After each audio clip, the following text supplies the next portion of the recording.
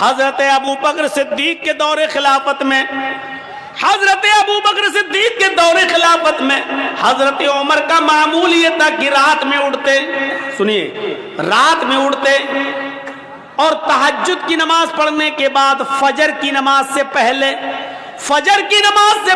تہجد کی نماز پڑھنے کے بعد وہ رات میں نکل جاتے اور ایک بوڑھی عورت کے گھر پہ جاتے، اس کے برتن صاف کر دیتے، اس کے کپڑے دھل دیتے اور اس کے گھر میں جھاڑو لگا دیا کرتے تھے۔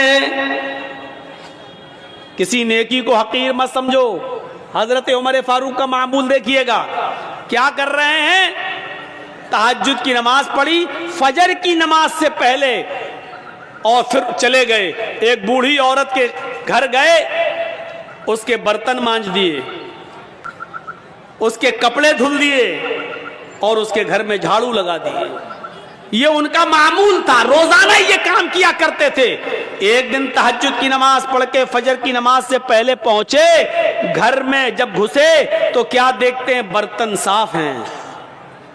کپڑے دھلنا چاہا بوڑھی عورت کے، کیا دیکھ رہے ہیں؟ کپڑے دھلے ہوئے پڑے ہوئے ہیں۔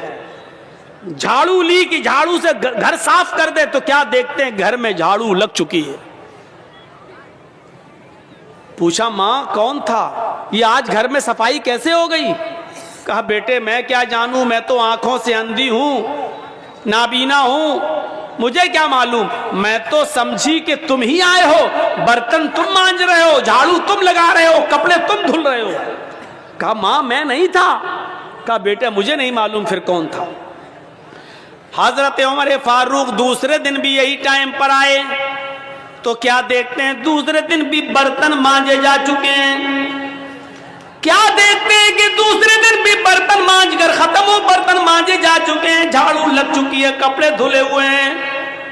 حضرت عمر سمجھ گئے، عمر کوئی ہے جو تم سے پہلے آتا ہے، کپڑے دھل جاتا ہے، برتن صاف کر جاتا ہے، جھاڑو لگا جاتا، کوئی ہے جو تم سے پہلے بھی یہ کام کر جاتا ہے۔ پتہ لگانا چاہیے کہ کون ہے۔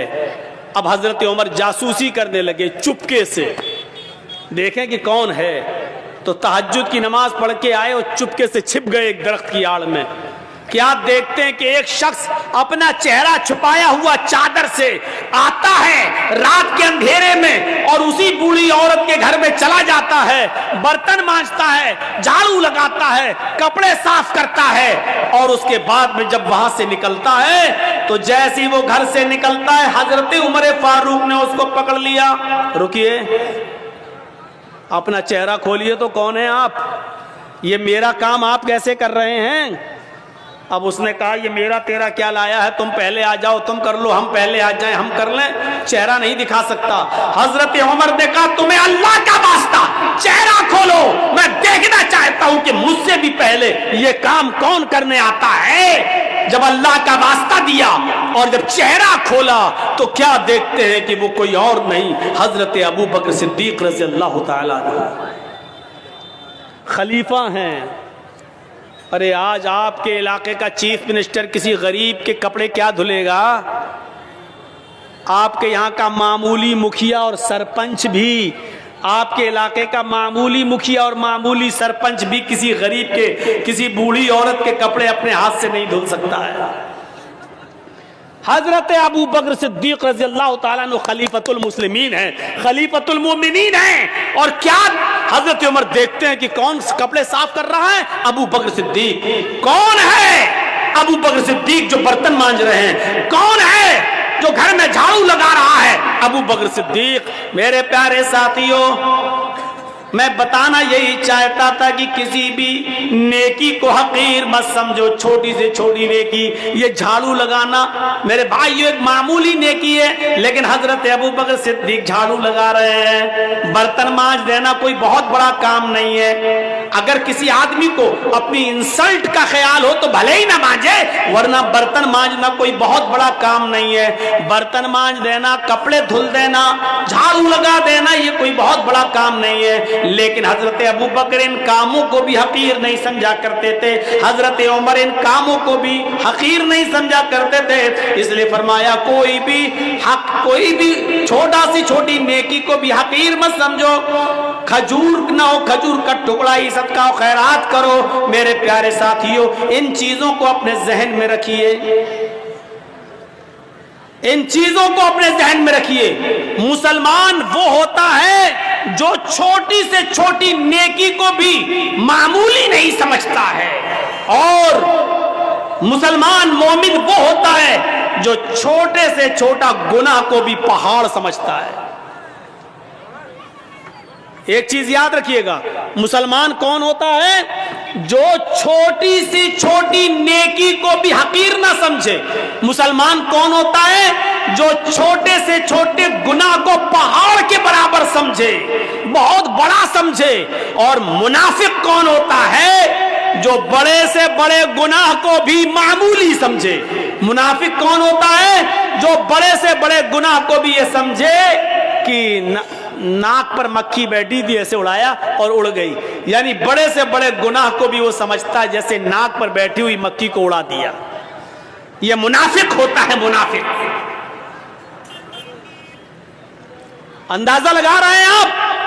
مسلمان کبھی چھوٹی سے چھوٹی نیکی کو بھی حقیر نہیں سمجھتا، اور کوئی چھوٹے سے چھوٹے گناہ کو بھی معمولی نہیں سمجھتا بلکہ بہت بڑا گناہ سمجھتا ہے۔ صحابہ اکرام فرماتے ہیں، اے لوگوں جن گناہوں کو تم معمولی سمجھ کر جاتے ہو، ہم اللہ کے نبی کے زمانے میں، ہم رسول اللہ صلی اللہ علیہ وسلم کے زمانے میں، ہم چھوٹے سے چھوٹے اور معمولی سے معمولی گناہ کو بھی پہاڑ کے برابر سمجھا کرتے تھے، پہاڑ کے برابر جانا کرتے تھے۔ ہم نبی اکرم صلی اللہ علیہ وسلم کے زمانے میں معمولی سے معمولی گناہ کو بھی پہاڑ کے برابر سمجھا کرتے تھے۔ اور مسلمان کی پہچان یہ ہے کہ اس کے سامنے ایک راستہ مصیبت کا ہو اور دوسرا راستہ معصیت، گناہ اور نافرمانی کا ہو۔ ایک راستہ تو ہو مصیبت کا، پریشانی کا، اور دوسرا راستہ ہو گناہ کا۔ تو مسلمان وہ ہوتا ہے جو مصیبت کے راستے کو اختیار کر لیتا ہے لیکن گناہ کے راستے کو اختیار نہیں کرتا۔ اب میں مثال دوں گا، ذرا سنیے گا میرے پیارے ساتھیوں۔ مسلمان وہ ہوتا ہے جس کے سامنے اگر دو راستے آ جائیں، ایک طرف پریشانی کا راستہ، مصیبت کا راستہ، اور دوسری طرف گناہ کا راستہ۔ کوئی کام کرنے میں پریشانی ہے اور اس کام کو نہ کرنے میں عیش و آرام ہے لیکن گناہ ہے، تو مسلمان وہ ہوتا ہے جو پریشانی اور مصیبت کا راستہ اختیار کرتا ہے۔ حضرت یوسف علیہ السلام کو دیکھیے، چھوٹے ہیں، بچے ہیں، اور ان کے بھائیوں نے برگلا لیا اپنے ماں باپ کو، اپنے باپ یعقوب علیہ السلام کو بہکا لیا۔ اے ہمارے ابو، ہم یوسف کو اپنے ساتھ لے جاتے ہیں جنگل میں، ہمارے ساتھ کھائے گا، پیے گا، کھیلے گا، دوڑے گا، آپ یوسف کو اپنے پاس رکھتے ہیں ہر وقت، ہمارے ساتھ بھی تو اس کو بھیجیے، ذرا سیر و تفریح کرے، چلے پھرے، گھومے، ٹہل کر دیکھے۔ اور باپ نے بہت منع کیا لیکن بیٹوں نے منا لیا، اور باپ نے حضرت یوسف علیہ السلام کو بھائیوں کے ساتھ، بیٹوں کے دوسرے بیٹوں کے ساتھ بھیج دیا کہ جاؤ، لے جاؤ، لیکن یاد رکھنا، خیال رکھنا یوسف کا، چھوٹا بچہ ہے، دیکھو۔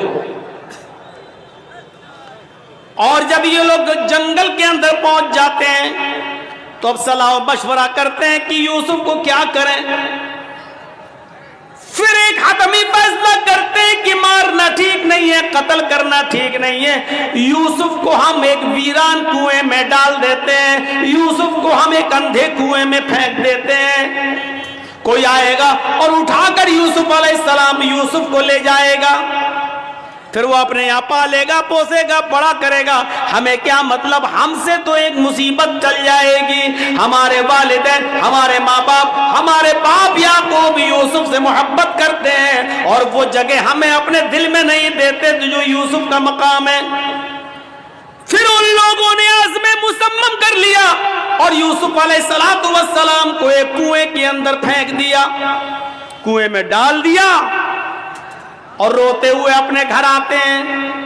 ایک یوسف علیہ السلام کی قمیض اتار لی، ان کا کرتا اتار لیا، اور ایک بکری کو ذبح کر کے بکری کا جھوٹا خون، بکری کا خون اس قمیض میں لگا کر لے آئے، اور جب اپنے گھر پہ آتے ہیں تو اپنے ابا سے کہتے ہیں، یعقوب علیہ السلام سے کہتے ہیں، یا ابانا،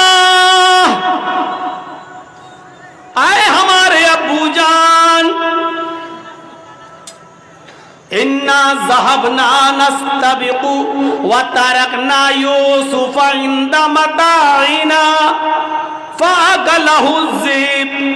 اے ابو جان، ہم یوسف علیہ السلام کو لے گئے اور ہم کھیل کود میں لگ گئے، نستبق، ہم کھیل کود میں لگ گئے، ہم دوڑ بھاگ میں لگ گئے، وَتَرَكْنَا يُوسُفَ عِنْدَ مَتَاعِنَا، اور یوسف کو اپنے سامان کے پاس چھوڑ دیا کہ تم اس کی دیکھ ریکھ کرنا، ہم لوگ ادھر ادھر کھیل کود میں لگ گئے، فَأَكَلَهُ الذِّئْبُ، بھیڑیا آیا اور بھیڑیا یوسف علیہ السلام کو کھا گیا، بھیڑیا آیا اور بھیڑیے نے یوسف کو پھاڑ دیا۔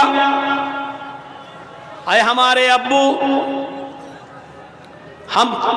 آپ ہماری بات پر ایمان کیوں لائیں گے؟ آپ ہماری بات کیوں مانیں گے؟ وَمَا أَنْتَ بِمُؤْمِنٍ لَنَا، آپ ہماری بات کیوں مانیں گے؟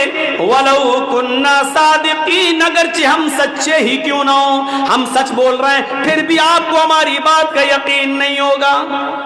اپنے ماں باپ سے یہ بات کہہ دی یعقوب علیہ السلام سے۔ ادھر ایک قافلہ آیا، سنیے، ادھر ایک قافلہ آیا، اس کو پیاس لگی تو کنویں کے پاس چلا گیا، اس نے ڈول ڈالا،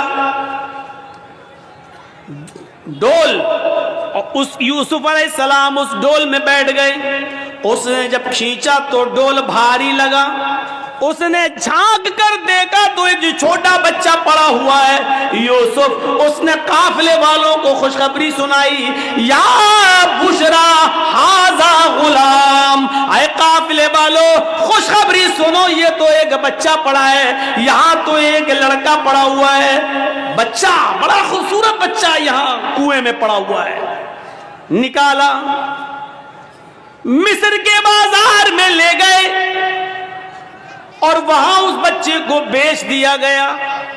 اور جانتے ہو اتنا خوبصورت بچہ یوسف علیہ السلام، جن کی خوبصورتی کا ذکر قرآن میں موجود، لیکن اس خوبصورت بچے کی قیمت بھی کیا لگی مصر کے بازار میں، جانتے ہو؟ ان کو پیسہ چاہیے تھا، کہتے ہیں کہ کوئی چوری کا مال ہو یا ایسا کوئی مال ہو تو آدمی جلدی ہٹاتا ہے، کبھی کبھی 20,000 کا موبائل 2,000 میں دے کے چلا جاتا ہے کہ جلدی ہٹے، جلدی سے نکلے اور پکڑا جائے تو دوسرا پکڑا جائے، ہم نہ پکڑے جائیں۔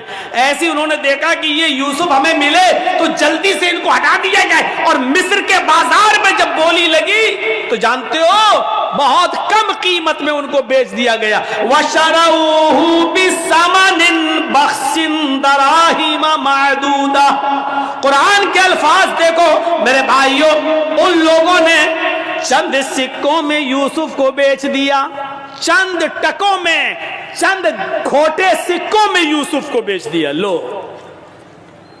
یوسف علیہ السلام بادشاہ مصر کے مہمان بنے، دھیرے دھیرے بادشاہ مصر کے پاس پہنچے۔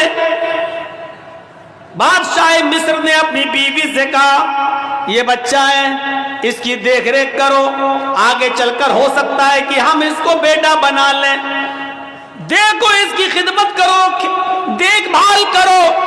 اور بادشاہ مصر کے گھر میں یوسف کی پرورش ہونے لگی، دھیرے دھیرے بڑے ہوتے گئے، اور ایک دن آیا کہ یوسف علیہ السلام اپنی جوانی کو پہنچ گئے، یہاں خوبصورتی اپنی قیامت برپا کر رہی تھی، اور یہاں یوسف علیہ السلام جوان ہو گئے، اور ادھر بادشاہ مصر کی بیوی کا دل ہچکولے لینے لگا. وہ اس غلام پر یوسف علیہ السلام پر اندر ہی اندر دل و جان سے فریفتہ تھی, دل و جان سے قربان تھی. دھیرے دھیرے یہ چرچا مصر کی عورتوں میں ہونے لگا, اور مصر کی عورتیں, اور عورتوں میں کسی بات کا چرچا بہت جلدی ہوتا ہے. کوئی بھی بات ہو اگر آپ کو بہت جلدی پھیلانا ہو تو بس 2-4 عورتوں میں پھیلا دو, شام تک ہوتے ہوتے پورے گاؤں میں آٹومیٹک پھیل جائے گی. یہ بات مصر کی عورتوں میں پھیل گئی. او بادشاہ کی بیوی, اوہو اپنے غلام پہ مرتی ہے, اپنے غلام کو دل دے بیٹھی ہے, اپنے غلام کے ساتھ منہ کالا کرنا چاہ رہی ہے, اپنے غلام کے ساتھ یہ حرکت کرتی ہے. بادشاہ مصر کی بیوی کے چرچے جب مصر کی عورتوں میں ہونے لگے تو اس عورت نے, یعنی بادشاہ کی بیوی نے ساری عورتوں کو دعوت دے دی. غور کیجئے, ساری عورتوں کو دعوت دے دی, سب کے سامنے پھل رکھ دیے, سب کو چھریاں دے دی, اور جب وہ پھلوں کو کاٹنے لگی تو اس عورت نے بادشاہ مصر کی بیوی نے یوسف علیہ السلام سے کہا, اے یوسف ان عورتوں کے سامنے سے گزر جاؤ. یوسف علیہ السلام ان عورتوں کے سامنے سے گزر رہے ہیں, اپنی مالکن کی بات ماننا پڑے گی.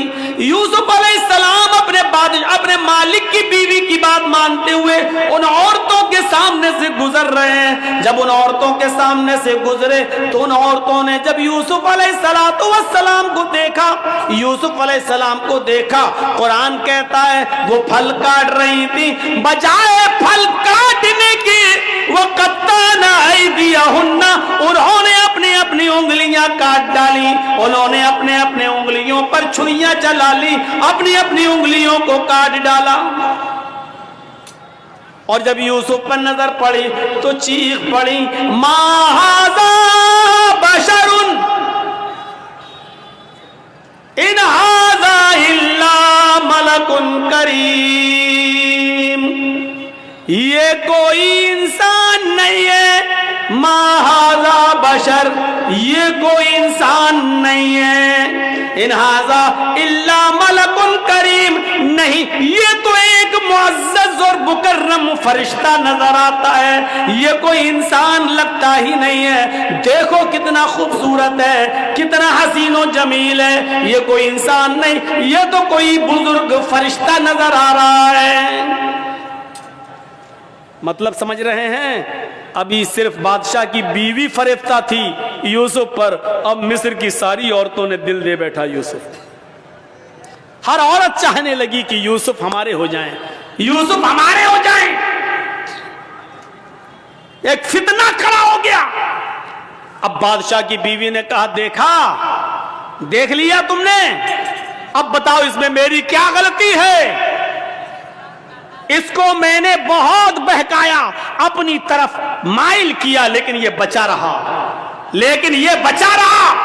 اور پھر یوسف کے سامنے دھمکی دیتی ہے بادشاہ کی بیوی, اے عورتوں, اے مصر والیوں سنو, اگر یوسف نے میری بات نہیں مانی, میری خواہش پوری نہیں کی, میں اس سے جو چیز چاہتی ہوں, اگر میرا مطالبہ اس بچے نے, اس لڑکے نے, اس غلام نے اگر پورا نہیں کیا تو یہ جیل میں سڑے گا, یا سخت سے سخت سزا میں اس کو دلاؤں گی, سخت سے سخت سزا دلواؤں گی یا جیل میں سڑے گا. اب یوسف علیہ السلام کو جب دھمکی ملتی ہے تو یوسف علیہ السلام کے پاس 2 ہی راستے تھے. ایک راستہ تو یہ تھا مصیبت کا, اس عورت کی بات نہ مانیں اور جیل میں چلے جائیں, یہ مصیبت کا راستہ تھا.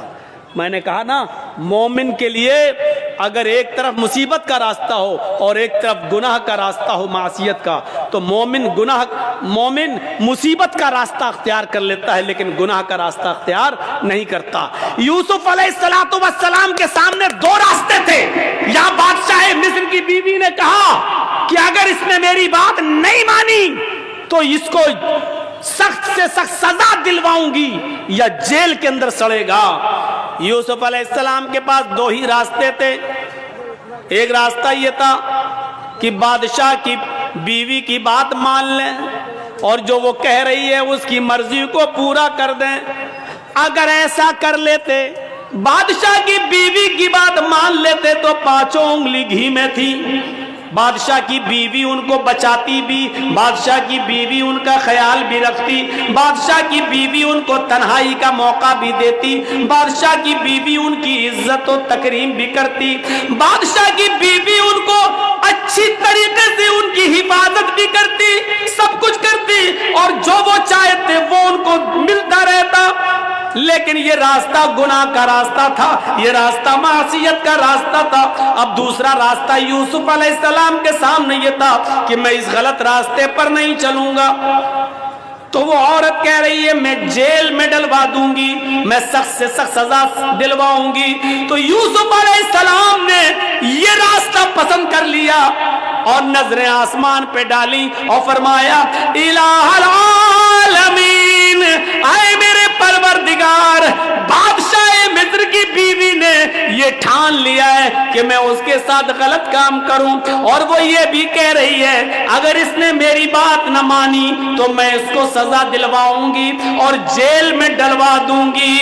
رب السجن احب الی مما یدعوننی الیہ، اے میرے پروردگار، اے میرے اللہ، اے میرے رب، مجھے جیل میں جانا زیادہ پسند ہے. رب السجن احب الی مما یدعوننی الیہ، اے اللہ مجھے جیل زیادہ محبوب ہے، مجھے جیل میں جانا زیادہ پسند ہے بنسبت اس کے جس برے کام کی طرف یہ عورتیں مجھے بلا رہی ہیں اور بادشاہ مصر کی بیوی مجھے چاہ رہی ہے. اس کام کے کرنے سے بہتر اور زیادہ اچھا میرے لیے یہ ہے کہ میں جیل میں چلا جاؤں.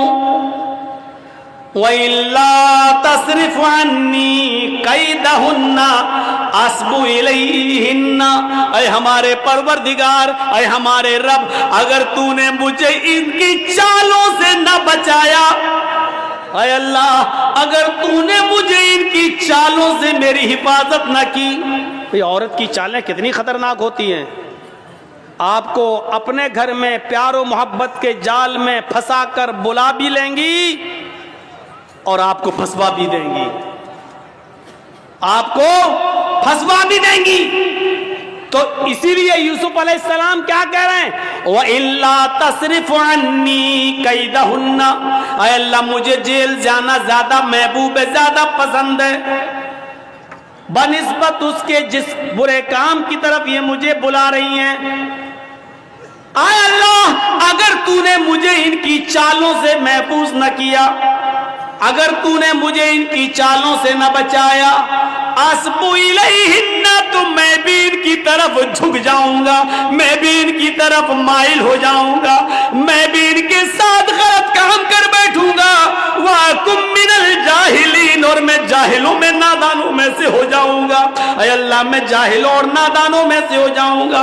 اس لیے اللہ مجھے ان کے شر و فتن سے اور ان کی چالوں سے تو میری حفاظت فرما. اس واقعے کی روشنی میں جو قرآن کی آیت سے میں نے ثابت کیا ہے، کیا پتا چلتا ہے میرے بھائیوں کہ مومن وہ ہوتا ہے کہ جس کے سامنے ایک طرف مصیبت کا راستہ ہو اور ایک طرف گناہ کا راستہ ہو تو وہ مصیبت کو اٹھانا اور پریشانی کو مول لینا یہ زیادہ بہتر سمجھتا ہے، لیکن گناہ کو اختیار نہیں کرتا ہے. یہ مومن کی نشانی ہے. ہمارے اور آپ کے پاس یہ نشانیاں ہیں. کیا ہم مومن ہیں؟ کیا ہم ایسا کرتے ہیں؟ اس لیے یاد رکھیے میرے ساتھیوں، گناہوں کی دلدل سے بچیے، گناہوں کی دلدل سے بچیے اور اللہ رب العالمین کو پکارتے رہیے، اپنے گناہوں کی توبہ اور معافی مانگتے رہیے کہ اللہ رب العالمین فرماتا ہے قُلْ يَا عِبَادِيَ الَّذِينَ اسْرَفُوا عَلَىٰ أَنفُسِهِمْ لَا تَقْنَطُوا مِن رَحْمَتِ اللَّهِ. اے محمد صلی اللہ علیہ وسلم میرے بندوں سے کہہ دو یا عبادی الذین اسرفوا علی انفسہم، اے اللہ کے بندو اگر تم نے گناہ کر کر کے، اگر تم نے ظلم کر کر کے، اگر تم نے عیاریوں مکاریاں کر کر کے گناہ کر ڈالے اور زمین و آسمان بھی بھر لیے، اپنی جانوں پر تم نے ظلم کیا، اپنی جانوں پر تم نے ظلم کیا ہے اور تم حد سے آگے بڑھ چکے ہو، لا تقنطوا من رحمت اللہ، کہہ دو اے اللہ کے بندو، اللہ کی رحمت سے نا امید مت ہو جاؤ، اللہ کی رحمت سے نا امید مت ہو، اللہ رب العالمین تمہارے گناہوں کو اب بھی معاف کر دے گا، بشرط یہ کہ تم سچے دل سے توبہ کرو، استغفار کرو۔ میرے بھائیو یاد رکھیے گا، میں نے خطبہ مسنونہ کے بعد جو آیت پڑھی ہے وہ اسی سے متعلق ہے، توبہ اور استغفار سے۔ یا ایھا الذین آمنوا توبوا الی اللہ توبۃ نصوحا عسى ربکم ان یکفر عنکم سیئاتکم ویدخلکم جنات تجری من تحتها الانہار۔ اللہ رب العالمین کیا فرما رہا ہے؟ آئے مسلمانوں، آئے ایمانوں والو، تم اللہ سے خالص اور سچی توبہ کرو، توبوا الی اللہ توبۃ نصوحا، آئے ایمانوں والو تم اللہ سے خالص اور سچی توبہ کرو۔ خالص اور سچی توبہ کیا ہوتی ہے؟ توبۃ نصوحا کیا ہوتی ہے؟ توبہ کے مفہوم میں یہ تین چیزیں شامل ہیں۔ اگر کوئی آدمی اللہ سے توبہ کرتا ہے اور یہ تین چیزیں اس کی توبہ میں شامل نہیں ہیں تو وہ توبہ نہیں ہے۔ کوئی گناہ ہو گیا، اللہ توبہ توبہ توبہ توبہ توبہ، یہ توبہ نہیں ہے۔ بہت سے لوگوں کو آپ نے دیکھا ہوگا کوئی گناہ کر بیٹھے، توبہ توبہ توبہ، یہ توبہ نہیں ہے۔ توبۃ نصوحا میں تین چیزیں شامل ہیں۔ پہلی چیز یہ ہے کہ اگر ہم سے کوئی گناہ ہو رہا ہے یا ہو گیا تو ہمیں اس پر ندامت ہو، یہ ہم کیا کر بیٹھے۔ پہلی چیز، کوئی غلطی ہم سے ہو جائے، کوئی گناہ جب ہو جائے تو اس پر پہلی چیز کیا؟ نادم ہونا، شرمندہ ہونا، یہ ہم سے کیا ہو گیا، اللہ یہ ہم سے کیا ہو گیا، پہلی چیز۔ اور دوسری چیز، جو گناہ ہم کر رہے ہیں اسی وقت اس کو چھوڑ دیں۔ مان لیجئے شراب پی رہے ہیں، 2 ہی گھونٹ پیے تھے، ہٹا، یہ مجھ سے کیا ہو گیا، توبہ توبہ استغفر اللہ، یہ کیا ہو گیا، یہ تو حرام چیز ہے۔ پہلی چیز شرمندگی، اور دوسری اب نہ پیئیں، فوراً چھوڑ دیں، دور کر دیں، ترک گناہ فوراً اسی وقت۔ اور تیسری چیز اس میں کیا شامل ہے؟ اے اللہ بہت بڑا جرم ہو گیا، اے اللہ میں وعدہ کرتا ہوں کہ آئندہ کبھی شراب کو ہاتھ نہیں لگاؤں گا، آئندہ کبھی میں اس گناہ کو نہیں کروں گا۔ یہ تین چیزیں سمجھ لیا نا؟ پہلی چیز شرمندگی ہو، اللہ یہ مجھ سے کیا ہو گیا۔ دوسری چیز، اس غلطی کو، اس گناہ کو فوراً چھوڑ دو، اگر کر رہے ہو تو اسی وقت ترک کر دو، اب نہ کرو، اسی وقت چھوڑ دو۔ اور تیسری چیز، آئندہ مستقبل میں، فیوچر میں پھر کبھی وہ غلطی نہ کرنے کا عزم اور ارادہ بھی پکا ہو کہ اب آئندہ ہم یہ گناہ نہیں کریں گے۔ یہ تین چیزیں جب تک ہماری توبہ میں شامل نہیں ہوں گی میرے پیارے ساتھیوں، ہماری توبہ نہیں ہوگی۔ توبہ تو ہے لیکن توبۃ نصوحا نہیں ہے۔ اللہ نے فرمایا یا ایھا الذین آمنوا توبوا الی اللہ توبۃ نصوحا، اے ایمانوں والو تم اللہ سے توبہ کرو سچی اور خالص۔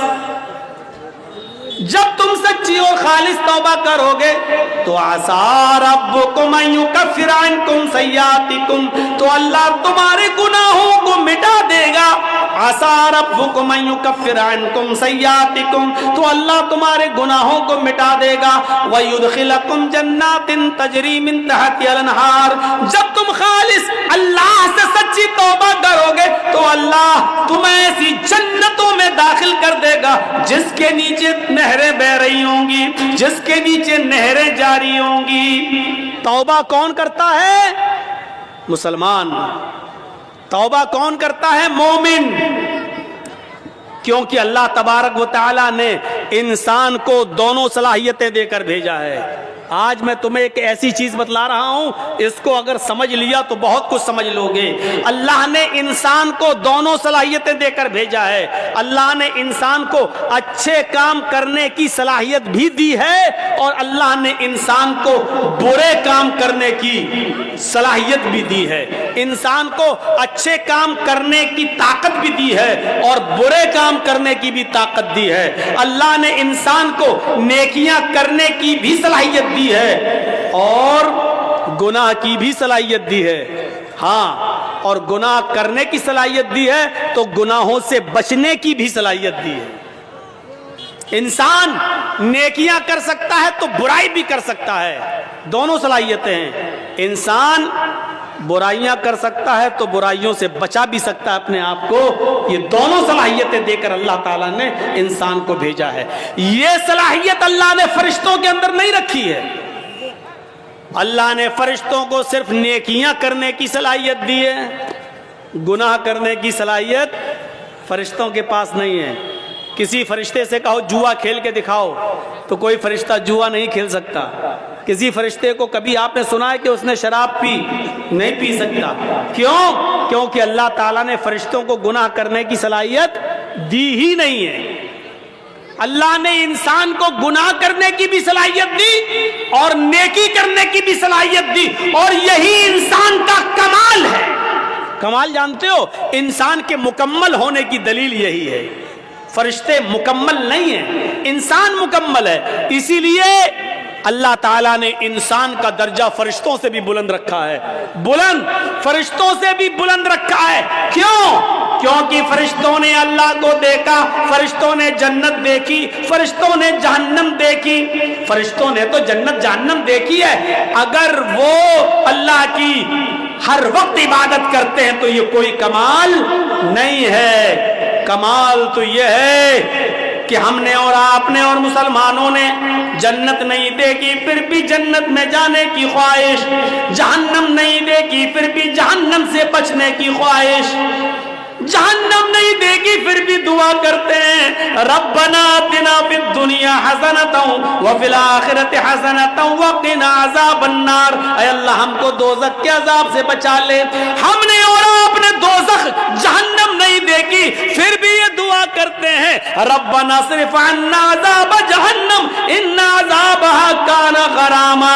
اے اللہ جہنم کا عذاب ہم سے پھیر دے، جہنم کا عذاب ہم سے ہٹا لے۔ ان عذاب کان غراما، تیرا عذاب بہت ہی زیادہ سخت اور چمٹنے والا ہے۔ یہ ہمیں اور آپ کو یہ دعا کرنا پڑتی ہے۔ کیوں؟ حالانکہ جہنم دیکھی نہیں ہے۔ ایک بوڑھا آدمی ہے اور وہ اندھا ہے۔ ایک اندھا آدمی جا رہا ہے اور راستے سے خوبصورت لڑکی چلی آ رہی ہے، خوبصورت، حسین و جمیل، بلا کی حسین و جمیل، لیکن ایک اندھا نوجوان جا رہا ہے، اس بیچارے کو لڑکی دکھائی نہیں دے رہی ہے۔ اس میں اس اندھے کا کیا کمال ہے؟ اب وہ اندھا اس لڑکی کو دیکھ ہی نہیں پا رہا ہے، اس کے حسن و جمال کو دیکھ ہی نہیں پا رہا ہے، تو اس میں اندھے کا کیا کمال ہے؟ اگر اندھا اس لڑکی کو نہیں چھیڑتا ہے، یا اندھا اس لڑکی کے قریب نہیں جاتا ہے، یا اس لڑکی سے کچھ گفتگو نہیں کرتا ہے اور اس لڑکی کو نہیں دیکھ رہا، تو اس میں اندھے کا کیا کمال ہے بھائی؟ اس کو تو دکھتا ہی نہیں ہے۔ کمال تو اس نوجوان کا ہے جو پوری طریقے سے جوان ہو چکا ہے اور سامنے سے خوبصورت لڑکی آ رہی ہے، بلا کی حسینہ ہے، اس کی نظریں اٹھیں لیکن اس نے اپنے نگاہوں کو نیچا کر لیا، فوراً نگاہ کو جھکا لیا، باوجود اس کے کہ آنکھیں تھیں، باوجود اس کے کہ اس لڑکی کو دیکھ سکتا تھا، باوجود اس کے کہ یہ اس لڑکی سے باتیں کرنے پر قادر تھا، طاقت تھی اس کے پاس سب کچھ، لیکن اس کے باوجود اس نے اپنے آپ کو بچایا اور نظریں نیچی کر لی۔ یہ ہے انسان کا کمال کہ طاقت ہونے کے باوجود دیکھنے کی نہیں دیکھ رہا ہے۔ یہ ہے کہ اس لڑکی کے پاس جا سکتا تھا لیکن نہیں جا رہا ہے، طاقت ہونے کے باوجود اس اپنے آپ کو بچا رہا ہے۔ یہ ہے کمال میرے بھائیوں۔